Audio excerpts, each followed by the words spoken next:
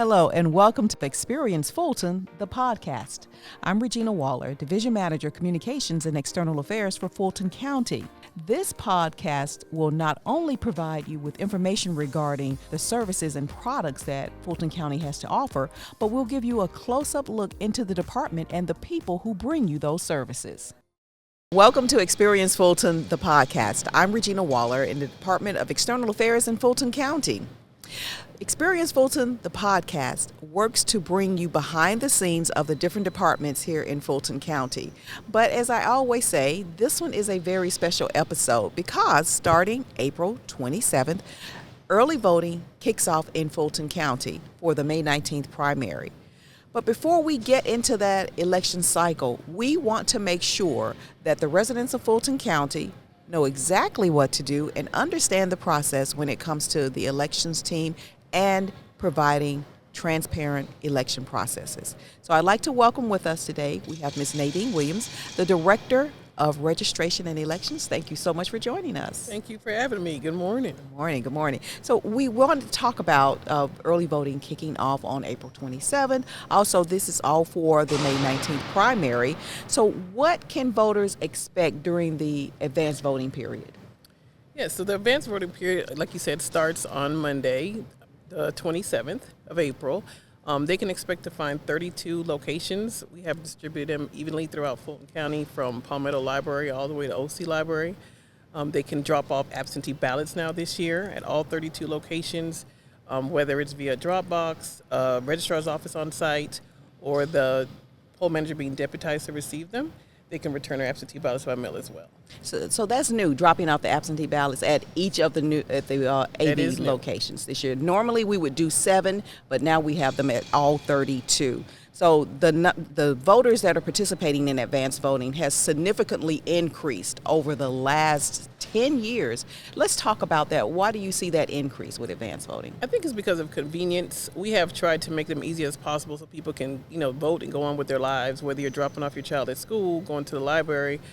We have Saturday and Sunday voting to make it as easy as possible. We extended the hours. We're only required to be open from 9 to 5, but we're usually open, depending on the election, like this election, we're open from 7 a.m. to 7 p.m. To give people ample time to vote compared to just one day on election day.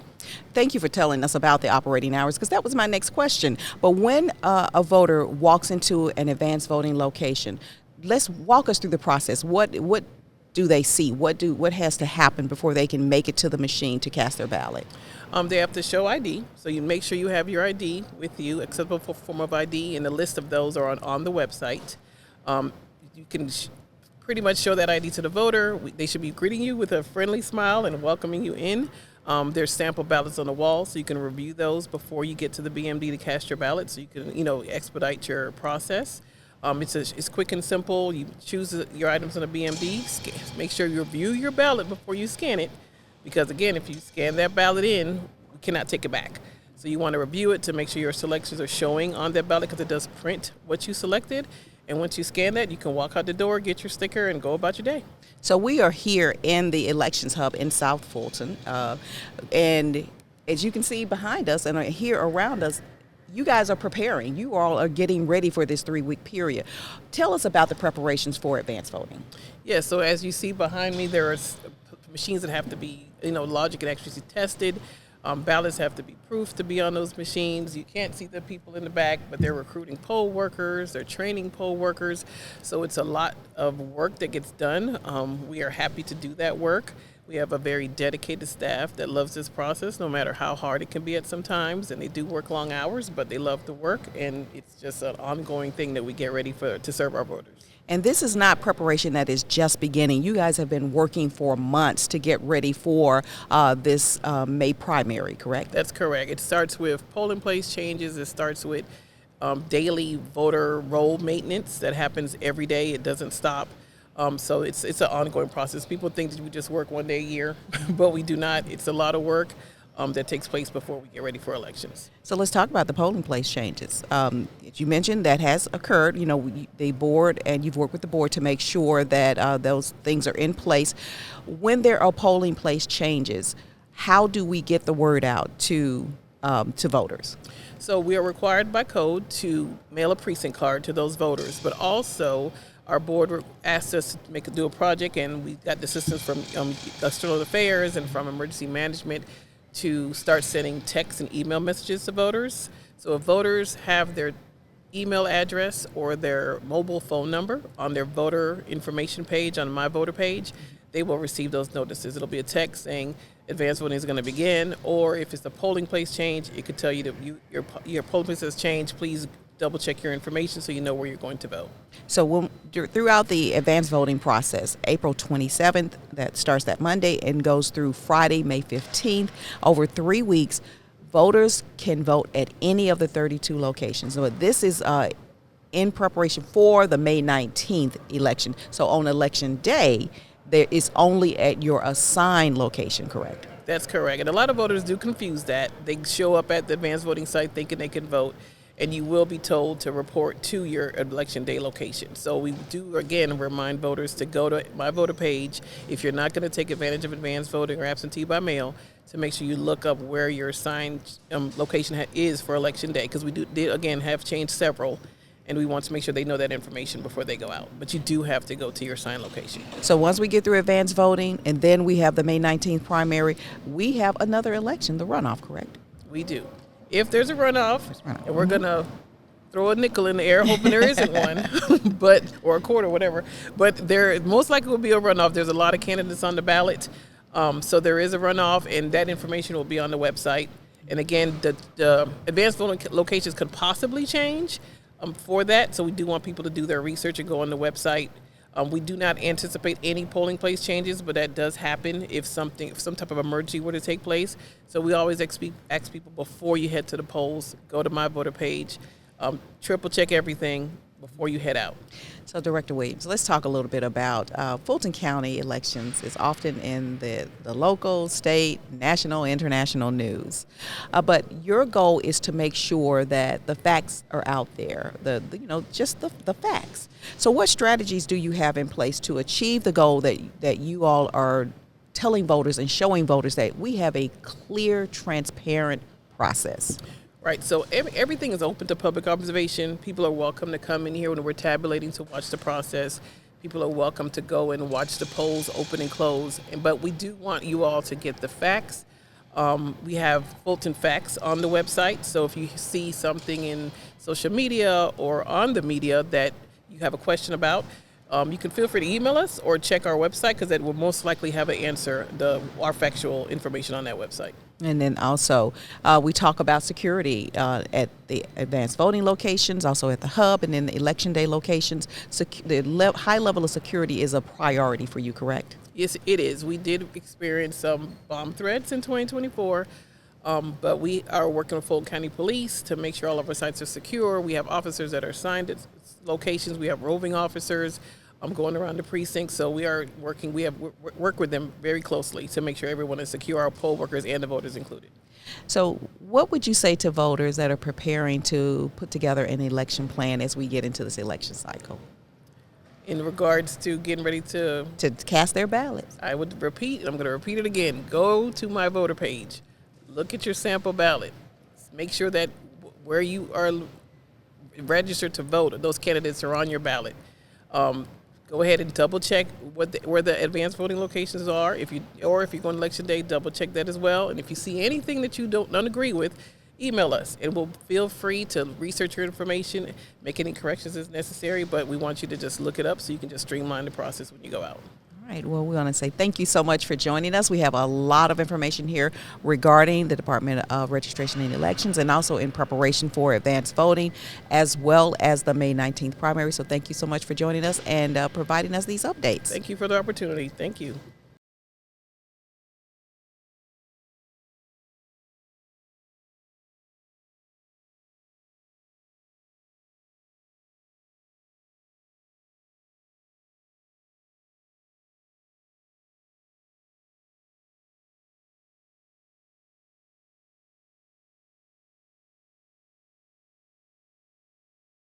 We are here in the election hub in South Fulton for the Department of Registration and Elections as the team prepares for advanced voting, which kicks off on Monday, April 27th. This is all anticipation for the May 19th primary.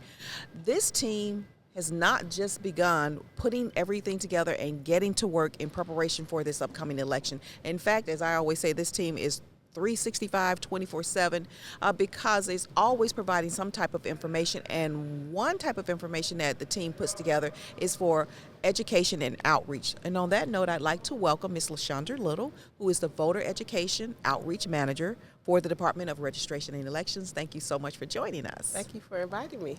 And so, you're all over the place. You and your team all over Fulton County. Whenever I go to different events, I see you. I see the education mobile unit. I see your team with tables. Why is it so important to make sure that you guys get out there and provide this outreach?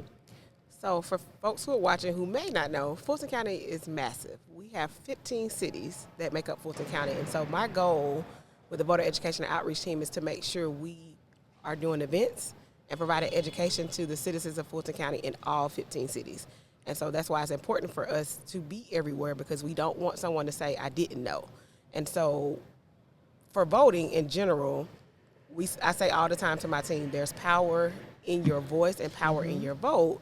And so in order for people to be able to exercise that right that they have to vote, we need to make sure they're educated on who's on the ballot, what's on the ballot, how to find out the information, how to make sure they are comfortable with the machines. We do machine demonstrations, so we try to make sure we create a transparent environment and welcoming environment for all Fulton County voters so that they can ask us any questions they may have. Well, you've answered one of my questions, because when you guys go out, what can people expect when they come to your team to seek information? It's not just about passing out information. It's about teaching them and providing that knowledge to strengthen their voice and their power when they go into to go to vote, correct? Yes, so when they first interact, anytime they interact with our team, the first thing we're going to first find out is, are you registered to vote?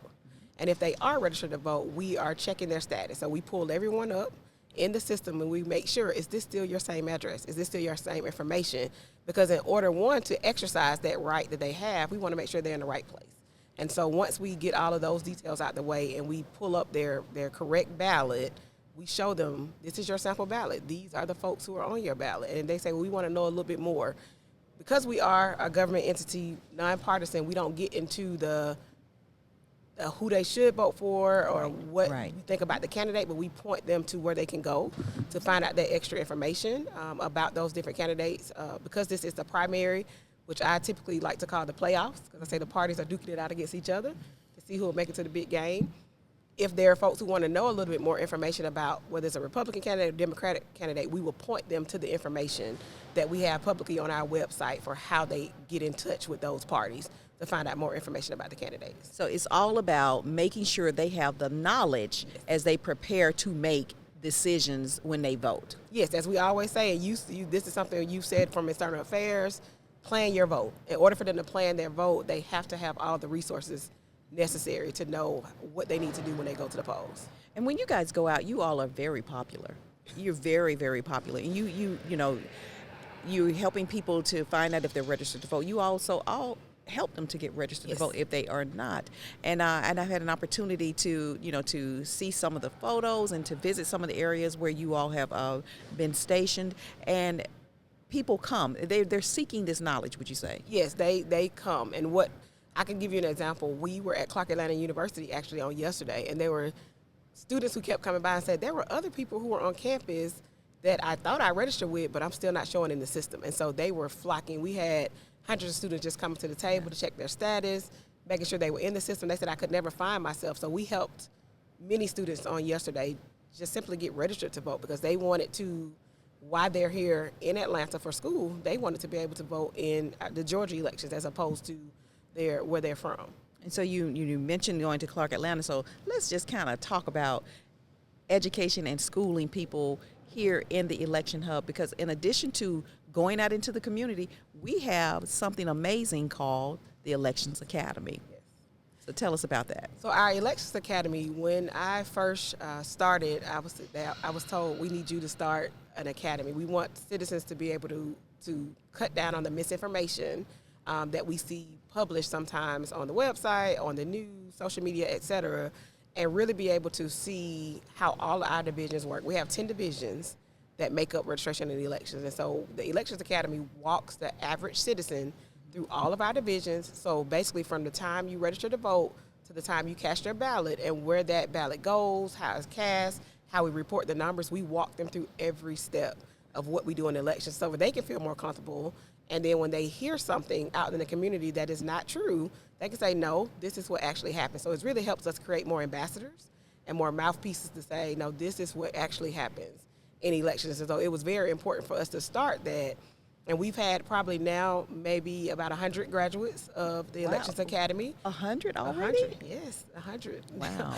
That who now can go out in the community and assist, and well, I won't say assist in terms of being an election official, but being able to say when somebody says, oh, they are opening ballots up when they, when they leave, or I saw them in the van, all the different stories that we hear about what's happening with ballots. They say that's not a true statement, and because we tell them what happens, how their ballot, and then how they actually can go see that their vote counted. We show them how they go onto My Voter page, and they can be able to see their credit for voting. So we walk them through every step of the way. And then they get a chance to take a tour of the facility so they can actually come and see where everything takes place. So basically providing that true education for people when they come through. How can someone become involved in the Election Academy? So if they want to actually become a participant in the Elections Academy, they would have to visit our website. So if they go to fultonelections.com and they would scroll to the tab that says Elections Academy, and they would sign up to register. Our next class is on April 23rd, and we are offering a 10 a.m. and a 6 p.m. So we want to make sure for those who work, we had an option for them at 6, and then for those who can actually come during the day, we have a 10 a.m. and we will offer those. We'll have a total of 4 more sessions for the year. All right, so for those who, may see this after the 23rd, just keep your eyes glued to the Fulton County website for updates and also dates regarding the next Elections Academy. Also, you have worked very closely with our digital communications team and providing information that goes on our Fulton our Votes app, correct? Yes. And so that is another big push. Every training class that I do, every time I'm talking to the community, I always ask people, take your phones out. Go to your Google store or your app store on your iPhone and download the Fulton Votes app. All of your most up-to-date information about our elections is going to be there. And so if you're looking for your sample ballot, if you cannot remember how to get to the My Voter page, you can access it from the Fulton Votes app. So we try to make sure we always encourage folks to download the app. And so if at some point they're like they don't know something when they get to the polls, or they have a question, they can always at least start with the app and then give us a call if they still need assistance.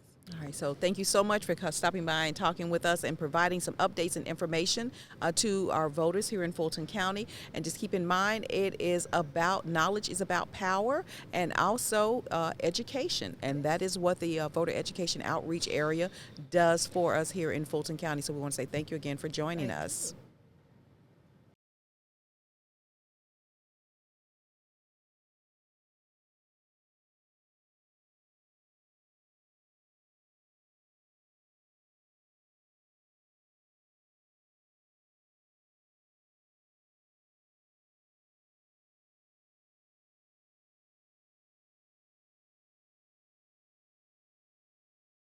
So what you've heard here today is how Fulton County Elections is preparing for advanced voting, which kicks off on Monday, April 27th, and goes through Friday, May 15th, with the primary happening on Tuesday, May 19th.